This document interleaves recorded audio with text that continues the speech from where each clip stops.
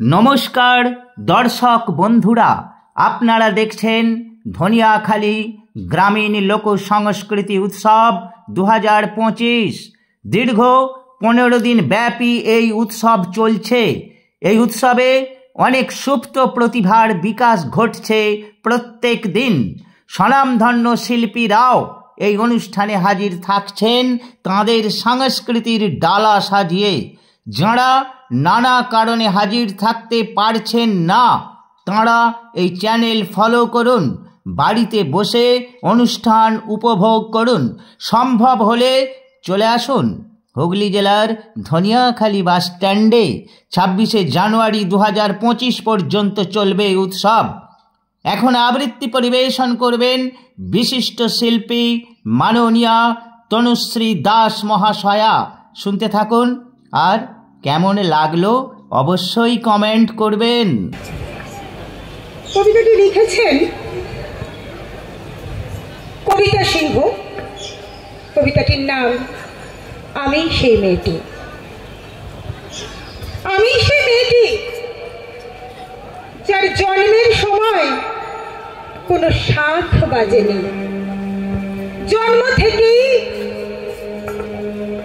যে জ্যোতিষীর ছকে বন্দী, যার লগ্ন রাশি রাহু কেতুর দিশা খোঁজা হয়েছে না, তার নিজের জন্য নয়, তার স্বামীর জন্য, তার পুত্রের জন্য, তার পিতার জন্য, তার ভাইয়ের জন্য।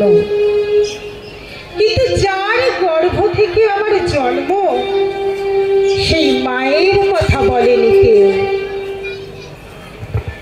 আমি সেই মেয়েটি যার বাইরের চেহারা, চোখ, কান, নাক, ত্বক, চুল রং নিয়েই দর কষাকষি। কালো না ফর্সা, খাদা না টিকালো, লম্বা না বেঠে, কুটকুটে না টানা টানা, মাথার বাইরেটা নিয়েই যত ভাবনা, মাথার ভিতরেটা নিয়ে কারো কোনো মাথা ব্যথা নেই।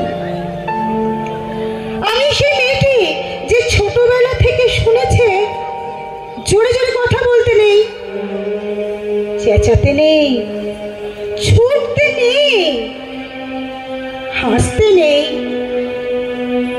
এমনকি কাঁদলেও তা লুকিয়ে লুকিয়ে। আমি সেই মেয়েটি যাকে বলতে নেই খিদে পেয়েছে, ঘুম পেয়েছে,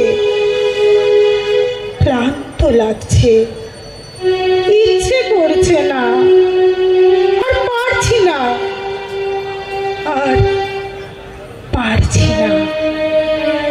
আমি সেই মেয়েটি খেলার জন্য যার হাতে তুলে দেওয়া হয়েছে পুতুল, পুতুলের আদল পাবার জন্য, পুতুলের সংসার বানাবার জন্য।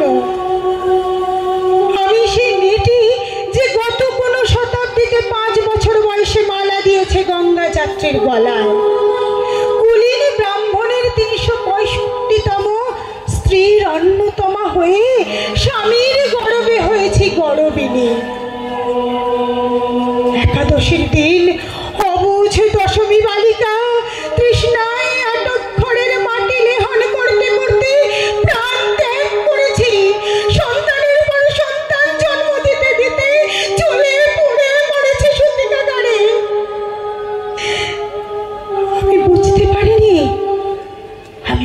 পারিনি যে চাকরির জায়গায় নিজের কাজের কুশলতা দেখাতে নেই।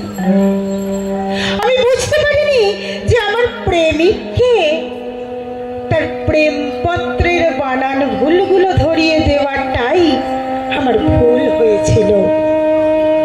আমি বুঝতে পারিনি যে আমি যদি কবি হতে চাই, আমার বন্ধুরা বলবে ওটা কবিতা হয়নি, পদ্য হয়েছে। আমি বুঝতে পারিনি যে 20 শতাব্দীর শেষ সীমানায় দাঁড়িয়েও এই পুরুষ শাসিত সমাজ বুদ্ধিমতীদের জন্য অপ্রস্তুত।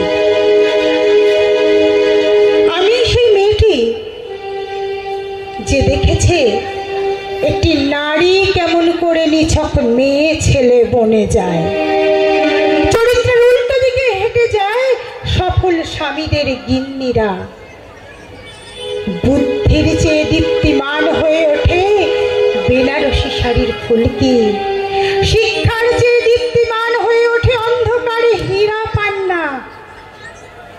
আমি সেই মেয়েটি, জানেন জানেন আমি সেই মেয়েটি যে জীবনের কয়েকটি বছর কেবল ভুলের পর ভুল পুনরূপে ভুল করে চলেছে। অন্ধকারের দিনে ফিরতে পারি না বলেই কি আমি অপমানের জ্বলন্ত কয়লার উপর দিয়ে হেঁটে যেতে চাই দুঃখের দিকে? আমি প্রণাম জানাই সেই প্রথম আঁককে, যার নাম বর্ণ পরিচয়।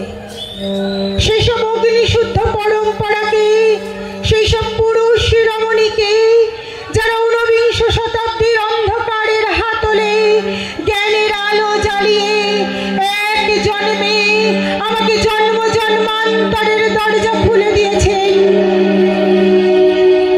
আমি আজ প্রেমের জন্য ফেলে আরাম, সোপারিজিত সাকরণের জন্য ফেলে যাচ্ছি কৃতদাসের চর্বচস্য, জেগে থাকার জন্য ফেলে যাচ্ছি ভাত ঘুম, যন্ত্রণার জন্য ফেলে যাচ্ছি সুখ, জ্ঞানের জন্য ফেলে যাচ্ছি অন্ধতা, আনন্দের জন্য ফেলে যাচ্ছি সাফল্য, অমৃতের জন্য ঐশ্বর্য। আমার হাতে জ্বলছে দিশারীদের শিক্ষার মহান আগুন। আমি সেই মেয়েটি, আপনারা আপনারা নিজের দর্পণে দেখে আমাকে চিনুন, আমাকে চিনুন, আমাকে